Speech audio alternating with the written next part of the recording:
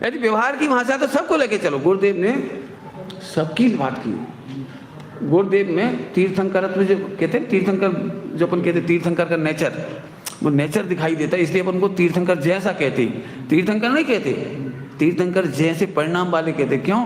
तीर्थंकर को ऐसे भाव आते, सब सुने, सब सुने, सब समझें, सब पढ़ें, सबको पता लग जाए, अरे सब भूले ला भगवान से, सबको भगवान आत्मा में खबर पड़े, ये सब भाव तीर्थंकरों को ही आता है और किसी को नहीं आता है। और अभी भी देख लो आप, वर्तमान में इतने हैं सब लोग, उनको अमुक ग्रुप को नहीं सुनाना, अमुक ग्रुप को सुनाना, अमुक ग्रुप में नहीं जाना, अमुक ग्रुप में आ जाना, इनको बिठा लेना, इनको नहीं बिठाना, ये अभी भी चलता है। गुरुदेव के पास ऐसा नहीं था। घनघोर विरोधी को भी एमने ठमड़ी आपने अगड़ा भी जाए बेस ऐसे प्रेम करते रहे। ये प्रेम तीर्थंकर प्रकृति की निशानी होती है, विश्व बंधुत्व, वात्सल्य। लेकिन हम इतने मूड नहीं हो सकते कि अभी उनको बिठा दें। बहुत स्पष्ट भाषा में ये नहीं कर सकते, ये आगम विरोधवाद। और एक बात फिर कहता हूँ, जब पर्याय मेरी शोभा नहीं है तो मूर्ति मेरी शोभा कैसे बनेगी। और एक बात कहता हूँ, तुम गुरुदेव का नाम अमर करने के लिए खोटे उपाय मत करो। गुरुदेव का नाम 18,500 वर्ष कोई हिला नहीं सकता, मिटा नहीं सकता, कोई ताकत नहीं किसी की। बिल्कुल ये नकली काम कर देने से गुरुदेव टूट रहे हैं, ग्रुपिंग हो रही है, टुकड़े टुकड़े हो रहे हैं, टुकड़े टुकड़े। जिस व्यक्ति ने सहयोग दिया था ना उस समय तोड़ने में, पर सोनगढ़ ने उसी का साथ नहीं दिया। बाद में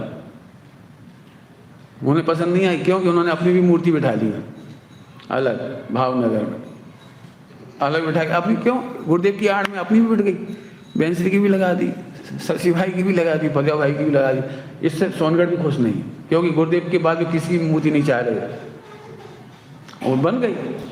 क्या करोगे यार? और इसी बात का डर था उस समय युगल जी बाबू जी को। एक मूर्ति की आड़ में कितने सम्यक दृष्टियों की मूर्तियां बनेगी। युगल जी बाबू जी को इस बात की सख्त चिंता थी।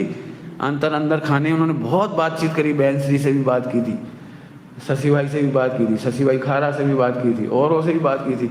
इतनी पीड़ा से की थी कि पूछा मत। नुकसान ही नुकसान हुआ है और अभी भी नुकसान हो रहा है। अब कल बताया था आपको। अच्छा, हम लेकिन जिन्हें करना है जो करो, हम क्या करें? होने योग को देख करके हम तो अपना काम नहीं रोकेंगे, हम तो विश्व बंधुत्व नहीं रोकेंगे। गुरुदेव का ये सोचना है बहुत अच्छा। चलो जो होगा देखो, वो नहीं रुकेगा, अपन अपनी मस्ती करो बस। हम लोग ये जरूर सोच लें कि एक सम्यक दृष्टि की भावी तीर्थंकर की मूर्ति विराजमान करने का मैंने ये नुकसान 20 साल पहले बताया था, 22 साल पहले, 21 साल पहले, जब गुरुदेव का जीवन चरित्र सुनाया था। उस समय भी सुनाया था, जीवन चरित्र में सब स्पष्ट दिया है मैंने, क्यों नहीं करना चाहिए, पूरे सबूत दिए थे उसमें। उस समय भी एक बात कही थी, वो अभी भी सुन लो अपन। कल्पना करो मेरी कोई बहन है और वो कहेगी मेरी जाति स्मरण वही सुमत भावी तीर्थंकर खाद की खट, कहीं का भी, बहुत सारे खंड हैं कहीं का। तो अब क्या करोगे आप? फिर तुम सब लोग उस मेरी प्रतिमा को नमस्कार करोगे? फिर आचार्य विद्यासागर जी के संगवादी भी कोई कह सकते हैं, साध्वी आदिकाएं, तो क्या फिर एक एक तीर्थंकर की प्रतिमा बनती जाएंगी? तो मूल प्रतिमाओं का क्या होगा? मूल 24 तीर्थंकर का क्या होगा? और हम किस किस को नकार करेंगे, किस किस को हकार करेंगे? मतलब मेरा प्रिय है इसलिए नमस्कार और तुम्हारा प्रिय है इसलिए नकार। तो जिनागम निर्विवाद होता है। और एक जिनागम की बहुत बढ़िया विशेषता है, वो स्वयं वचन बाधित नहीं होता। जिस वचन के आधार से आप प्रतिमा खड़ी कर रहे हो, उसी वचन के आधार पर फिर दूसरी की प्रतिमा भी मानना पड़ेगी आपको। और जिनागम बहुत सीरियस मैटर है, लेकिन ठीक है, जब जिनागम ही नहीं मानना हो तो वो ये काम कर सकते हैं, बाकी कोई नहीं कर सकता। क्योंकि भक्ति ही आगम है, ये ब्लाइंडनेस है, भक्ति आगम नहीं है। मैच्योर नॉलेज, गणधरों जैसा गंभीर ज्ञान आगम है। हमारे गुरुजी पंडित साहब एक बहुत अच्छी भाषा बोलते थे, ज्ञानियों के वचन आगम नहीं है, आगम अनुसार ज्ञानियों के वचन आगम। कुछ बोला मैंने? ये युक्ति दी जाती कई बार। सम्यक दृष्टि माने तीर्थंकर, सम्यक दृष्टि माने गणधर जैसी वाणी, उसकी सब वाणी सही।